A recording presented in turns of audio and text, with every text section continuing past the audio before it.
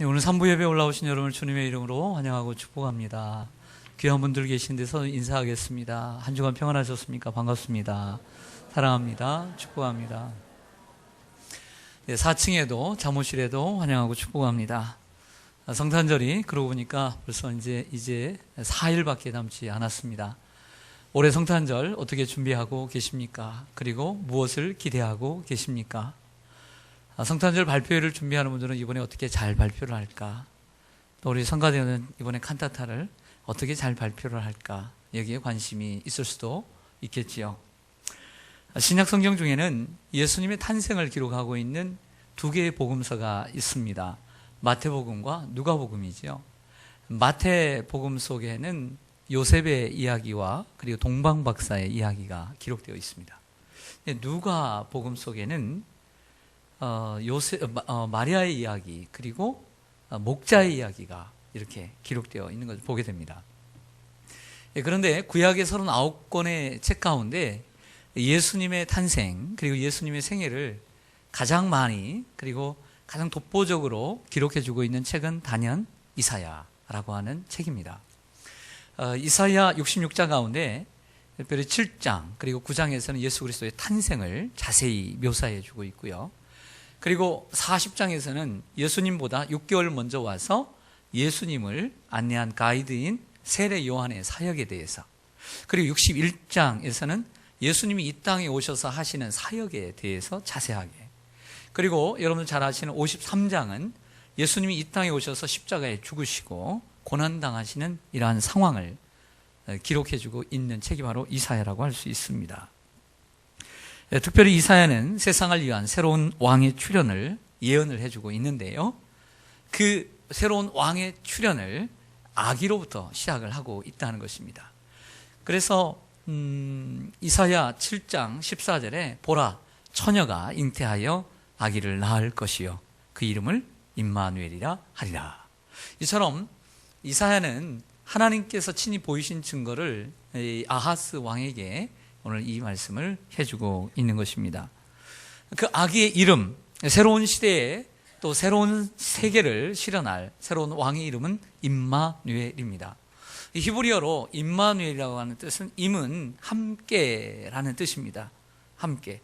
마누라고 하는 것은 우리와, 엘은 하나님, 하나님이 우리와 함께 하시다. 성경의 역사는, 모든 인류의 역사는 하나님이 우리 인간과 함께 하시는 역사다라고 말할 수가 있습니다. 하나님 우리 인간과 함께 하시기 위해서 에덴 동산을 창설하시고 그리고 아담과 하와를 만드셨지만 죄 가운데 빠진 인간이 하나님을 떠나게 되었습니다. 하나님을 멀리하고 하나님을 피하는 이 인생들을 쫓아가셔서 계속해서 사랑의 구애를 하고 그들과 함께 거하기를 원하는, 아쉬울 것 없는 하나님께서 인간을 사랑하시고 그들과 함께 하기를 원하는 역사가 바로 구약의 역사입니다. 죄 가운데 빠져 영원히 멸망할 수밖에 없는 우리 인간을 제사제도라고 하는 이 피라고 하는 짐승의 피를 통해 계속해서 하나님과 연결선을 가지고 계셨던 거죠. 또한 성막을 만들어서 하나님 앞에 나올 수 있도록 여러 선지자들을 통해서 하나님은 그들과 함께 하고 싶다는 이야기를 계속 전달해 주었던 것입니다. 이러한 하나님의 노력, 이 노력의 완성, 그 최고의 작품, 최고의 최종 작품은 바로 예수 그리스도의 탄생입니다. 예수 그리스도를 이 땅에 보내주심으로 하나님이 우리와 함께 하심을 친히 보여주고 싶었던 거죠. 그래서 예수님의 이름이 임마누엘이 되는 것입니다. 또한 이 아기의 이름은 예수입니다. 마태복음 1장 23절에 보니까 요셉에게 가브리엘 천사가 나와서 현몽합니다. 내 아내 마리아 데려오기를 무서워하지 말라. 그는 성령으로 잉태되었나니 아들을 낳으리니 이름을 누구라 하라. 예수라 하라. 이는 그가 자기 백성을 그들의 죄에서 구원할 자이심이라 그랬습니다. 예수님의 이름은 두 가지입니다. 예수와 임마누엘입니다. 예수는 예수님께서 이 땅에 아기 예수님으로 성탄의 예수님이 오신 목적을 가장 잘 드러내고 있는, 그 목적을 잘 드러내주고 있다. 자기 백성을 그들의 죄에서 구원하기 위해서 오셨다는 거예요. 그리고 임마누엘이라고 하는 단어는 하나님께서 아들 예수님을 이 땅에 보내주신 근본적인 동기, 근본적인 의도, 그 근본적인 저변에 걸려있는 가장 그 밑바닥에 있는 가장 깊은 마음, 즉 하나님이 인간과 함께 영원토록 거하기를 원하시는 그 마음이 예수 그리스도의 탄생에 있다고 믿습니다. 여러분, 이사야는 이 7장 14절에서 보라 처녀가 잉태하여 아들을 낳을 것이요 그 이름을 임마누엘이라 하리라 했는데요, 여기서 끝나지 않고 그 아들이 이 세상에 아기가 태어나서 세상을 다스릴 왕이 되었을 때에 그 아기가 자라서 세상을 공의와 정의로 심판하게 되는데 또 다스리게 될 때에 세상에 이러한 변화가 있을 것이다라고 예언하고 있는 말씀이 오늘 1절부터 시작되고 있습니다. 자, 첫째 변화를 보시죠. 1절 상반절을 보시면 전에 고통받는 자들에게 무엇이 없으리로다. 흑암이 없으리로다. 전에는 흑암이 있다는 거죠. 2절 상반절로 가보면 흑암에 행하던 백성이 무엇을 보고 큰 빛을 보고 라고 했습니다. 여러분, 예수님이 이 땅에 오심으로 어둠을 빛으로 바꾸신 줄로 믿습니다. 아기가 태어나서 그리고 세상을 다스릴 왕이 되면 그 왕이 됨으로써 어떠한 변화를 이 땅에 가져다 주느냐, 흑암, 어둠을 빛으로 바꾸신다는 거예요. 당시에 이 이사야는 남유다, 즉 북이스라엘과 남유다가 나눠져 있는 분열 왕국 시대에 남유다의 선지자입니다. 이미 북이스라엘은 주전 722년에 아수르라고 하는 대제국에 의해서 멸망을 당하는 상태입니다. 아수르 제국은 이 베가라고 하는 이 왕의 목을 치고 이 꼭두각시 왕인 호세아를 세워서 나라를 다스리게 했고, 이제는 남유다를 호시탐탐 노리면서 먹으려고 준비를 하고 있었습니다. 남유다의 상황은 흑암입니다. 어둠입니다. 캄캄함입니다. 답답함입니다.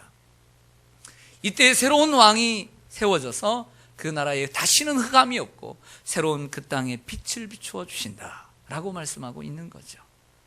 예수님 믿으십니까? 할렐루야. 그러면 왕 되신 주님이 우리 안에 오셔서 빛을 비추어 주십니다. 과거에는 어두웠어요. 내 인생이 어둡고 칠흑 같았어요. 캄캄했어요. 우리의 가정은 어두웠어요. 이 나라는 100여 년 전에 참으로 어두운 나라였어요. 그러나 1885년 이 부활절 새벽에 제물포항의 언더우드 선교사, 그리고 아펜셀러 선교사가 이 어두운 이 땅에, 조선이라고 하는 땅에 복음의 밝은 빛을 가지고 들어온 거예요. 그래서 이 세상이 이렇게 밝아진 거예요. 여러분이 예수를 믿음으로 밝아진 인생이 된 거예요. 할렐루야. 예수를 믿으면 마음이 밝아져요. 예수를 믿으면 마음이 밝아져야 돼요. 밝은 생각, 깨끗한 생각, 밝은 생각을 해야 돼요. 예수를 믿으면 얼굴이 밝아져야 돼요. 너는 요즘 이렇게 얼굴이 밝아졌니?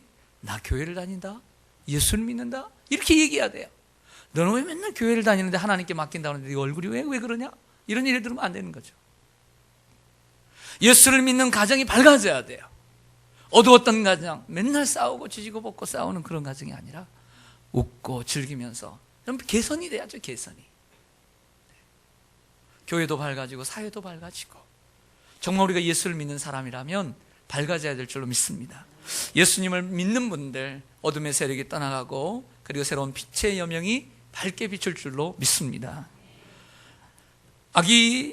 예수님이 오시면 죽음을 생명으로 바꾸어 주십니다. 2절 하반절 보시면요, 사망의 그늘진 땅에 거주하던 자에게 무엇이 비치도다. 빛이 비치도다. 어떤 땅이에요? 사망의 그늘진 땅이에요. 죽음의 땅이에요. 죽을 수밖에 없는 땅. 그 땅에 밝은 빛을, 생명의 빛을 생명의 주님께서 비춰주시는 거예요. 하나님이 세상을 이처럼 사랑하사 독생자를 주셨으니 이는 그를 믿는 자마다 영생을 얻고, 영생 멸망치 않고 영생을 얻게 하려 하십니다. 요한복음 5장 24절에 예수님 말씀하십니다. 누구든지 내 말을 듣고 또 나 보내시냐, 하나님을 믿는 자는 심판에 이르지 아니하나니 사망에서 생명으로 옮겼느니라. 요한복음 10장 10절에서 예수님 말씀하십니다. 도둑이 오는 것은 도둑질하고 죽이고 그리고 밟아서 없애는 것뿐이지만 내가 온 것, 인자가 온 것은 양으로 생명을 얻게 하고 더 풍성히 얻게 하려 하심이라. 예수님이 우리에게 왜 오셨습니까? 생명을 주시게 오신 것입니다. 예수님을 믿음으로 생명을 얻게 되기를 소망합니다. 우리 예수님 믿음으로 영생을 얻었습니다. 하나님 나라 갈 수 있는 티켓을 얻었습니다. 그래서 생명만 주신 것이 아니라 이 세상에서 살아가면서도 풍성한 삶을 주님께서 약속해 주셨어요. 이러한 축복을 누리면서 사시기를 바랍니다. 그 아기 예수님은 우리에게 슬픔을 기쁨으로 바꾸어 주시는 능력이 있다고 말합니다. 오늘 3절 보겠습니다. 주께서 이 나라를 창성하게 하시며 그 즐거움을 더하게 하셨으므로 추수하는 즐거움과 탈취물을 나눌 때의 즐거움 같이 그들이 주 앞에서 즐거워하오니. 한 구절에 즐겁다라고 하는 단어가 4번이나 기록되어 있어요. 여러분, 예수님의 사역을 예언한 이사야가 61장에서 이런 예언을 하지 않아요? 모든 슬픈 자를 위로하되 시온에서 슬퍼하는 자에게 화관을 주어 그 죄를 대신하며 그 기쁨의 기름으로 그 슬픔을 대신하며 그 찬송의 옷으로 그 근심을 대신하시고. 할렐루야. 예수님이 오셔서 뭐 하시느냐? 무릇 슬퍼하는 자에게 모든 슬픈 자를 위로해 주시고, 특별히 시온에서 하나님의 교회에 나와서 슬퍼하는 자를 주님께서 화관, 그 죄 대신 화관을 씌워 주시고, 기쁨의 기름으로 그 슬픔을 대신하시고, 찬송의 옷으로 그 근심을 대신하게 하시리라. 할렐루야. 예수님이 왜 오셨습니까? 우리의 마음속에 인생을 살면서 찾아오는 그 슬픔을 위로해 주시고, 대신 우리의 그 슬픔의 마음에 우리에게 기쁨을 주시려고 오신 줄로 믿습니다. 슬픈 마음 있는 사람 예수 이름 믿으면 영원토록 변함없는 기쁜 마음 얻으리. 예수의 이름은 세상의 소망이요 예수의 이름은 천국의 기쁨일세. 여러분 중에 슬픈 마음을 가지고 오늘 오셨습니까? 잘 오셨습니다. 왜 잘 오셨느냐? 오늘 그 슬픈 마음을 주님께서 가져가 주시고 여러분 마음속에 기쁨을 주시기 때문에 잘 오신 거예요. 여러분들의 마음의 슬픔을 어디서 달래겠어요? 주님 앞에 나와서 그 슬픔을 달래는 줄로 믿습니다. 저는 이런 경험을 많이 해요.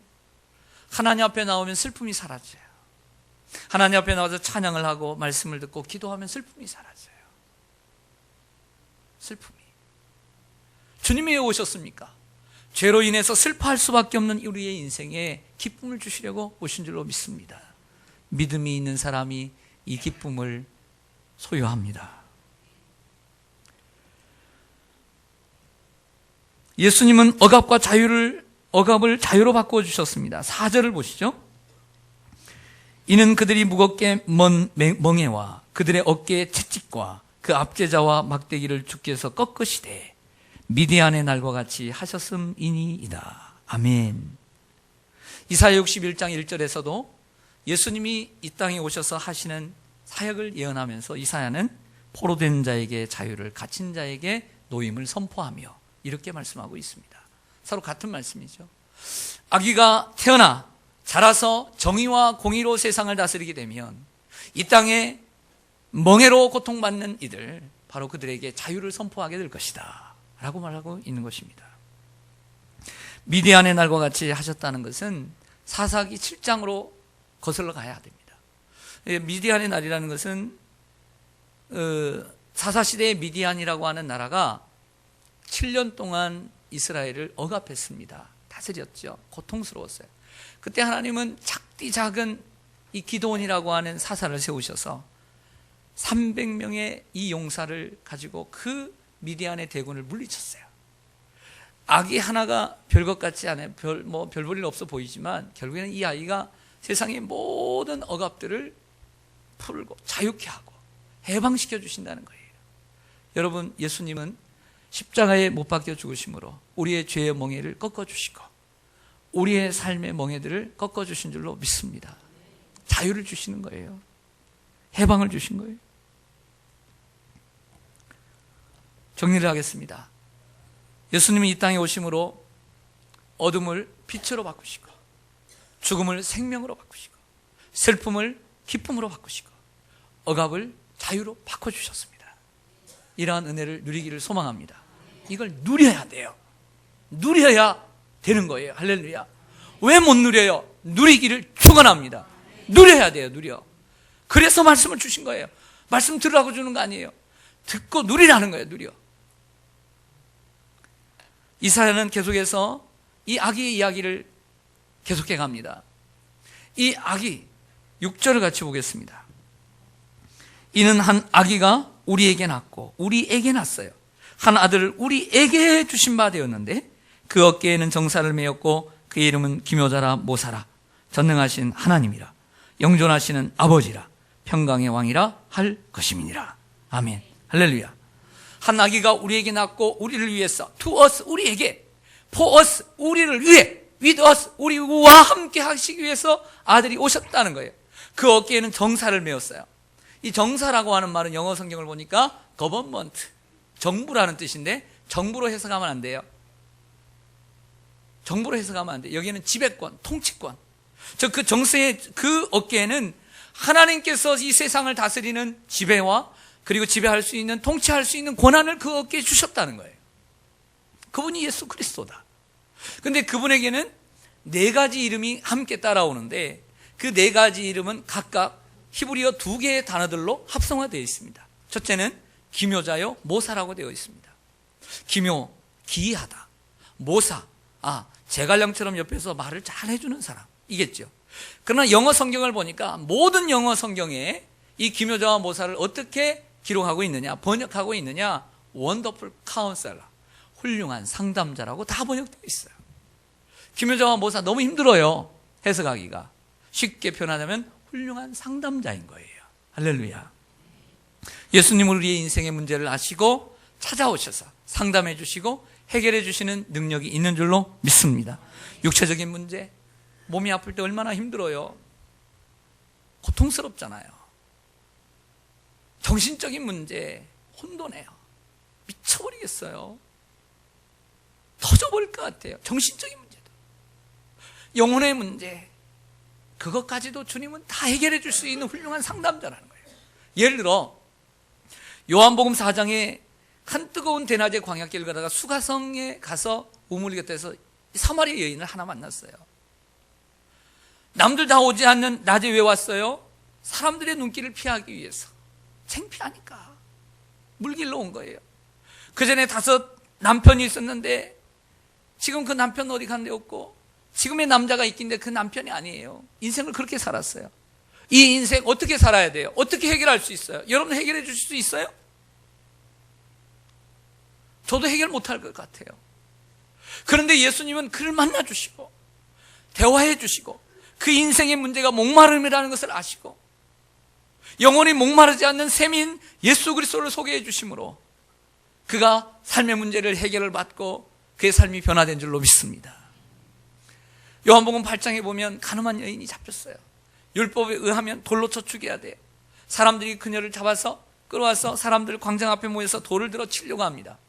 예수님을 시험하려고 하는 것이긴 했지만 예수님이 자칫 잘못 대답했다가는 그 여인을 죽여야 돼요.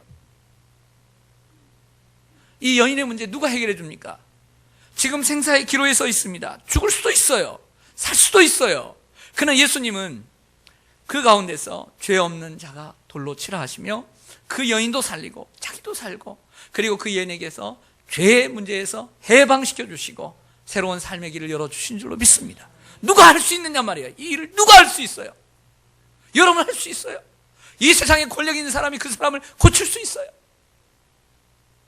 세상적으로는 높은 지위에 올라 주머니에는 가득가득 돈을 쳐넣었습니다.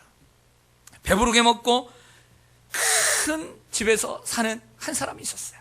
그는 세리장이었고 키가 작은 삭개오였습니다. 삶은 편하지만 마음은 동족에게서 미움을 받고 살아가는 이러한 매국노였습니다. 인생에 고뇌가 있습니다. 내가 어떻게 사는 것이 옳은가? 해결할 길이 없습니다. 그러나 예수님은 여리고에 찾아오시고 뽕나무에 올라가 있는 삭개오를 이름을 불러주시고 그와 하룻밤 지내면서 상담을 해주시고 이야기를 나눔으로써 그의 삶의 문제를 해결해 주셨어요. 할렐루야. 여러분 해결받지 못하는 문제가 있다고 생각지 마세요.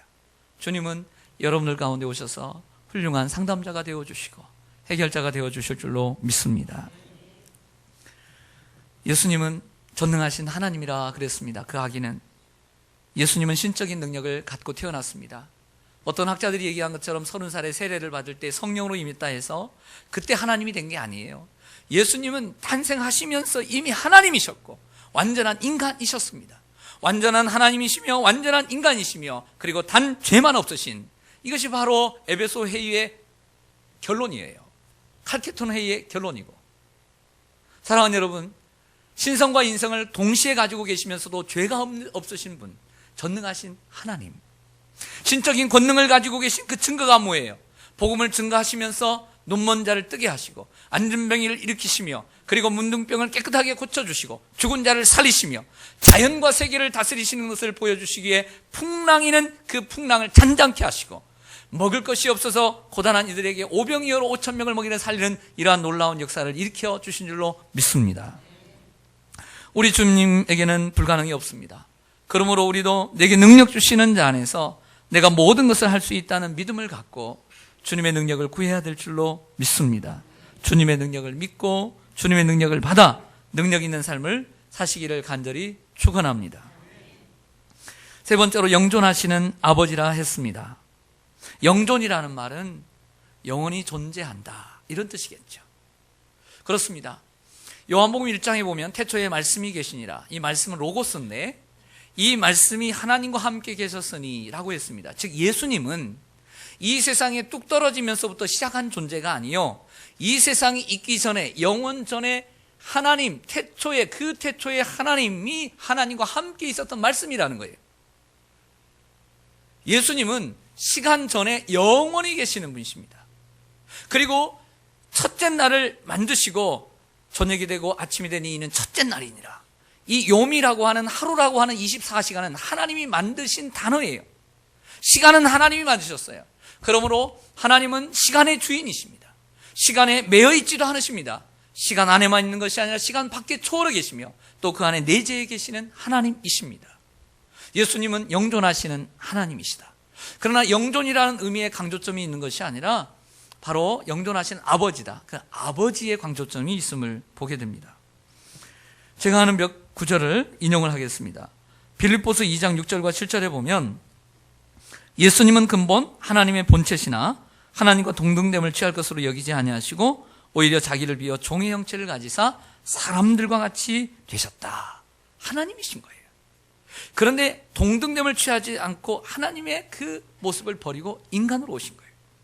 요한복음 1장 14절에도 말씀이 육신이 되어 우리 가운데 거하심에 우리가 그의 영광을 보니 아버지의 독생자의 영광이요 은혜와 진리가 충만하더라.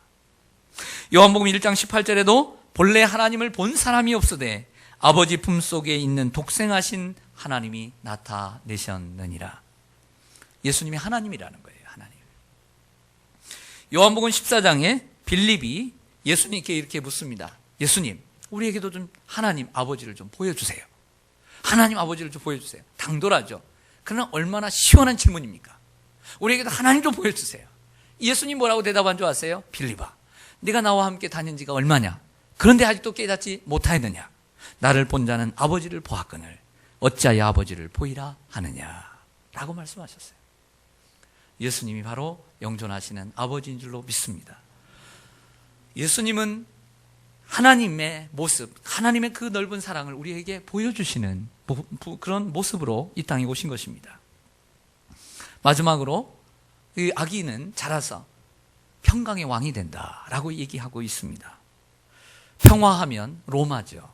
그래서 팍스 로마 이렇게 얘기합니다. 이 팍스 로마라고 하는 것은 로마의 평화라는 뜻이죠. 로마의 평화. 로마의 전성시대, 그 시대를 가이사 아구스토부터 시작해서 마르쿠스 아우렐리스까지 한 200년 동안을 로마의 전성시대다 이렇게 얘기를 합니다. 당시 로마 사람들은 로마가 세상의 평화를 가지고 온다고 믿었습니다. 그리고 대부분의 사람들은 로마의 가이사 아구스토 황제가 평화의 왕이라고 믿었습니다. 그래서 예수님 당시에 로마의 황제가 가이사 아구스토 시저였습니다. 그들은 다스리는 권력에서 평화가 오고 힘 있는 재물에서 평화가 오고 똑똑한 지식에서 평화가 오고 정의로운 법률을 정해놓고 그 법대로 우리가 살면 평화가 온다고 믿었습니다. 그러나 진정한 평화는 그곳에서 오지 않았습니다. 진정한 평화는 어디에서 올까요? 진정한 평화는 저 높고 높은 곳에서 하늘의 영광을 버리고 이 낮은 종의 모습으로 이 땅에 오셔서 십자가에 죽으신 바로 예수님을 통해서 오시는 줄로 믿습니다. 이것이 바로 이사야 선지자가 말하는 진정한 평화입니다. 그래서 이사야는 그가 찔림은 우리의 허물을 인하며 그가 상함은 우리의 죄악을 인함이라. 그가 징계를 받음으로 우리가 평화를 누리고 그가 채찍에 맞음으로 우리가 나음을 입었도다. 이렇게 결론을 짓는 것입니다. 누가복음 2장 14절에서 천사들은 목자들이 예수님을 경배하러 갈 때 천사들은 그 자리에서 함께 하나님을 찬송했습니다. 지극히 높은 곳에서는 하나님께 영광이요, 땅에서는 하나님이 기뻐하시는 사람들 중에 평화로다 라고 했습니다. 물질이 주는 평화 좀 가더라고요. 그리고 권력이 주는 평화, 권력을 잡고 있을 때는 갑니다. 지식이 주는 평화, 그리고 관계가 주는 평화도 어느 정도는 가게 됩니다. 그러나 모두 다 깨질 가능성이 많습니다. 진정한 평화는 예수님만이 우리에게 가져다 줍니다. 예수님을 항상 모시고 살면 권력을 좀 잃어도, 건강을 잃어도, 좀 재물이 없어도, 관계가 좀 깨어져도 내 안에 있는 평화는 그 사람으로, 그 환경으로, 그 물질로, 그 권력으로, 그 명예로 깨어지진 않습니다. 예수님은 그래서 요한복음 14장 27절에서 이렇게 말씀하십니다. 평안을 너희에게 끼치노니 곧 나의 평안을 너희에게 주노라. 내가 너희에게 주는 것은 세상이 주는 것 같이 아니하니라. 너희는 마음에 근심하지도 말고 두려워하지도 말라. 할렐루야. 그래서 저는 신앙생활하면서 믿음이 뭔가, 목사가 되면서도 믿음이 참 좋지 않은 모습을 보면서 부끄러울 때가 있는데 그런 것 같아요. 믿음이란 뭐냐? 그전에는 이만한 짐을 내가 얹으면 그냥 이 가벼운 짐도 못 견디고 그냥 쓰러져 버렸어요. 근데 신앙이라는 건 뭐냐? 세상에 어려운 일이 나에게 닥쳐도 내가 믿음을 가지고 주님이 주시는 평안을 가지고 살아가니까 그 무거운 짐들도 능히 조금씩 강한 어깨를 가지고 그 무거운 짐들을 지게 되더라고요. 할렐루야. 그전에는 조그만 짐 가지고 그냥 믿음도 떨어져 버리고 교회도 그냥 멀어져 버리고 그냥 헌신하지도 않고 안 하겠다고 하고 그랬는데, 근데 믿음이 자라고 나니까 조금씩 자라니까 조금씩 자라니까 어려운 점들을 이기게 되는 거예요. 여러분 자신을 한번 돌아보세요. 이 문제를 만났을 때 내가 어떻게 대응했는가, 어떻게 반응했는가. 열심히 찬양한다고, 설교한다고, 예배드린다고 믿음이 좋은 게 아니라 현실적으로 어려움 당했을 때 얼마나 여러분들의 믿음이 어디에 가 있는가 생각해 보기를 원합니다. 마지막으로 7절을 읽고 설교를 마치겠습니다. 그 정사와 평강의 더함이 무궁하며 또 다윗의 왕자와 그의 나라에 군림하여 그 나라를 굳게 세우고 지금 이후로 영원히 정의와 공의로 그것을 보존하실 것이라. 만군의 여호와의 무엇이 이를 이루시리라. 아멘. 저를 보시죠. 이사야가 우시야 왕이 죽고 하나님의 성전에 들어가서 소명을 받았어요. 그리고 아하스 왕이 되었는데 아하스 왕도 하나님을 경외하지 못했어요. 그리고 다른 큰 나라와 손을 잡았어요. 이때 당시에 이사야는 하나님께 친히 징조를 보았어요. 한 아기가 처녀에게서 태어나는데 그 이름을 임마누엘이라 하리라. 새로운 아기가 태어날 거라는 거예요. 그러나 아하스는 귀담아 듣지 않았어요. 결국 이 아이는 자라 세상을 다스리는 왕이 된다는 것이죠. 그리고 우리에게 이러한 변화를 가져다 줄 거라는 거예요. 어떤 변화요? 어둠을 빛으로, 죽음을 생명으로, 슬픔을 기쁨으로, 그리고 억압을 자유케 하신다는 거예요. 그런데 이 모든 것들을 하나님의 열심으로, 인간의 노력, 인간의 열심이 아닌, 인간의 공로가 아닌 하나님의 열심으로 이루시겠다는 거예요. 그 약속하신 대로 하나님은 우리를 사랑하셔서 700년 후인 주전 2000년에, 지금으로부터 2000년 전에 주님은 그 아들을 보내심으로 오늘 이 약속을 하나님의 열심으로 이루신 거예요.